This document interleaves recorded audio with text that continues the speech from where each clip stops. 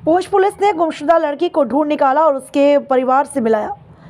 13/3/2025 को शबीना कौसर पत्नी मोहम्मद वसीम उम्र 20 वर्ष निवासी मिर्जा मोहर तहसील सुरनकोट की गुमशुदगी की रिपोर्ट पुलिस स्टेशन सुरनकोट में दर्ज की गई। अब उसे ढूंढ निकाला गया और उसे उसके परिवार से मिलाया गया।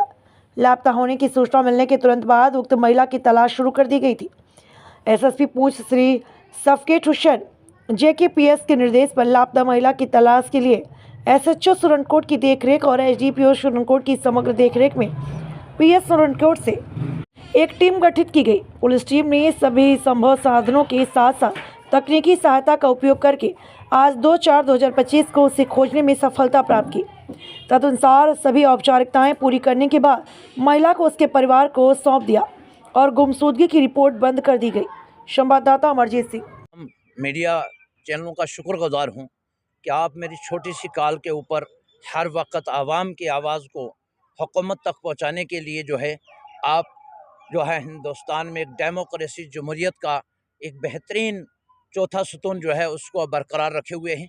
यह मैं आपके तमाम चैनलों का शुक्रगुजार हूँ। दूसरा, आज का जो मेरा प्रेस नोट देने का सोशल एक्टिविस्ट होने के नाते रियासत जम्मू कश्मीर के अंदर आपने देखा होगा कि कुछ दिन पहले कठुआ के अंदर मखनदीन को घर से उठाकर पुलिस ने ज़ेर हिरासत रख के उसको टार्च करने के बाद उसकी डेथ हो गई।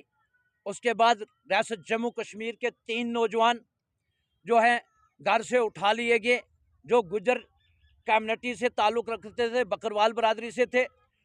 और इसी तरह आप ये देखें कि 18 रजौरी के अंदर अमवात हो गई। और उसके बाद और भी कश्मीर के अंदर शुपियाँ के अंदर ना जाने कितने हमारे नौजवान बच्चे, औरतें और मर्द रियासत जम्मू कश्मीर में मौत के शिकार बन गए। लेकिन इस वक्त तक रियासत जम्मू कश्मीर की सरकार हो, एलजी हुकूमत हो या केंद्र सरकार हो, मैं पूछना चाहता हूं अपने मुल्क के वजीर आज़म से, क्या ये हिंदुस्तान और डेमोक्रेसी जमहूरियत इस मुल्क की शान जो थी, आज तक रियासत जम्मू कश्मीर के जो लोग बॉर्डरों की हिफाजत करने वाले और इस मुल्क के साथ प्यार और मोहब्बत करने वाले लोग थे, उनके ही नौजवान बच्चों को उठाकर पुलिस हो या एजेंसियां हो वो उठाकर मौत के घाट उतार दें। अगर कोई सोशल एक्टिविस्ट जैसे चौधरी तालिब साहब इस कौम के लिए लड़ रहे हैं, अपने रियासत जम्मू कश्मीर के लोगों के बच्चों के लिए लड़ रहे हैं कि उनको मौत के घाट उतारा गया, तो जब कोई सोशल एक्टिविस्ट अपनी आवाज़ उठाने की कोशिश करता है तो उसके ऊपर रियासत जम्मू कश्मीर के अंदर पुलिस का, एडमिनिस्ट्रेशन का इतना प्रेशर आ जाता है कि झूठे मुकदमों के अंदर उसको फंसा दिया जाता है। मैं आज पुंछ से चौधरी तालिब साहब ने जो जिरका बुलाया कल, मैं उसकी हमायत के लिए तमाम रजौरी और पुंछ और रियासत जम्मू कश्मीर के आवाम से ये पुरजोर अपील करता हूँ कि चौधरी तालिब साहब की आवाज़ में लब्बैक कहते हुए उस जिरगे के अंदर शामिल हों। रियासत जम्मू कश्मीर का चाहे पहाड़ी हो, चाहे गुजर हो, चाहे सिख हो, चाहे हिंदू हो, जिसके साथ भी ज्यादती होगी हम उसके साथ, ये गुजर कबीला हमेशा खड़ा रहा है और हम किसी के साथ भी नाइंसाफ़ी कभी बर्दाश्त नहीं कर सकेंगे। क्यों कि हम सब मिलकर इस हिंदुस्तान के शहरी हैं और हिंदुस्तान के अंदर हिंदुस्तान के रहने वाले हैं और हम चाहते हैं कि यहाँ कानून का अख्तियार बालादस्ती कायम होनी चाहिए।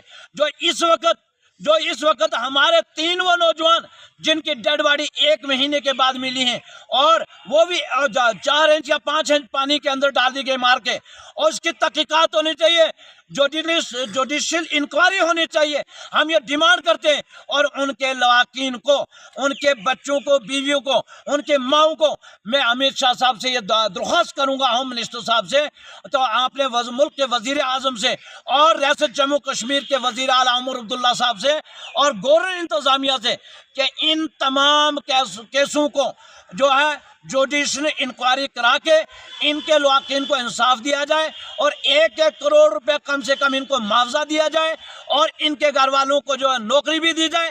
और हमारे लोगों को कोई आज के दौर में मिलिटेंसी के नाम पे हमारे लोगों को ज़बह ना किया जाए।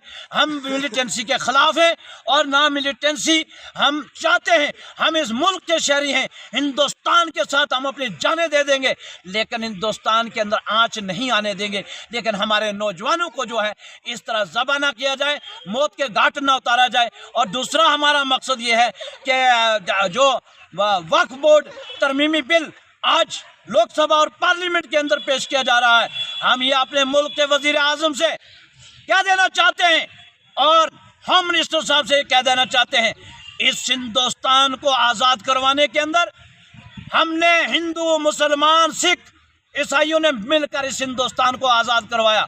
और सबसे ज़्यादा कुर्बानियाँ अगर हैं तो वो हमारी हैं, और सबसे ज़्यादा प्रॉपर्टियाँ अगर वक्फ की हैं तो वो हमने की हैं अपने मुल्क के अंदर रहने के लिए, अपने हकूक़ के तहफ़्फ़ुज़ के लिए आइन है हमारे पास। तो इस बिल जो वक्फ बिल के अंदर कोई तरमीम ना की जाए और इसको जो है मुसलमानों की प्रॉपर्टी का तहफ़्फ़ुज़ करने के लिए जो पहला बाबा भीमराव अम्बेडकर का कानून बना हुआ है उसी के ऊपर इम्प्लीमेंट किया जाए।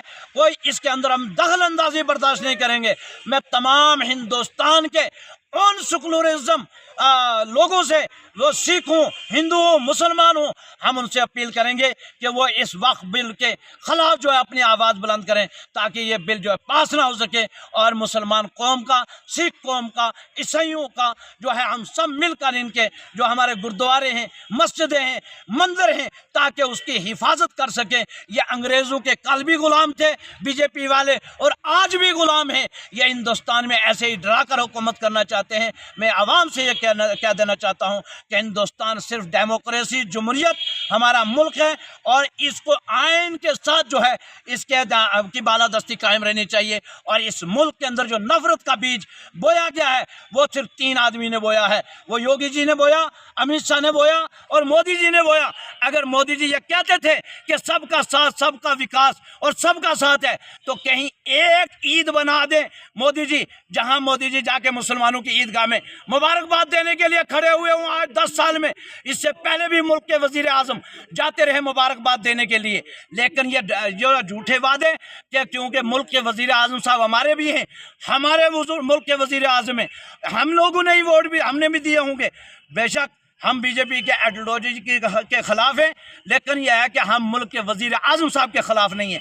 हम वज़ीर आज़म साहब से ये कह देना चाहते हैं कि मुसलमानों को परेशान ना किया जाए, मस्जिदों की खुदाई बंद की जाए, मस्जिदों का तोड़ना, मज़ारों का तोड़ना, कब्रिस्तानों का तोड़ना ये बंद किया जाए, हिंदुस्तान में डेवलपमेंट की जाए, नौजवानों को जो है जो रोज़गार दिया जाए और रियासत जम्मू कश्मीर का दर्जा भी बहाल किया जाए। आज़ाद हिंदुस्तान जिंदाबाद।